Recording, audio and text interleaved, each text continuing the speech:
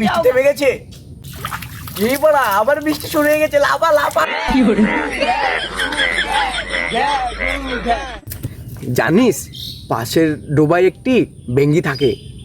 ওই ওই ওই দেখ মালটা, ওই মা ওই দেখ। তোরা থাক, আমি যে লাইনটা করে আসি।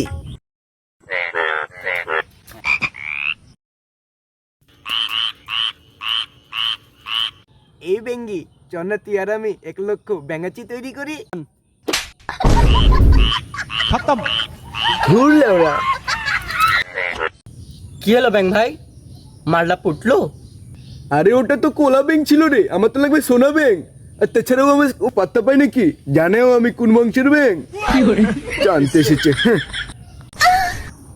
হ্যালো খড়খড়া ব্যাং। হ্যাঁ ডার্লিং, আসছি আমি। আমরা পাশের ডুবাই যে পচা মাছি খাই চ।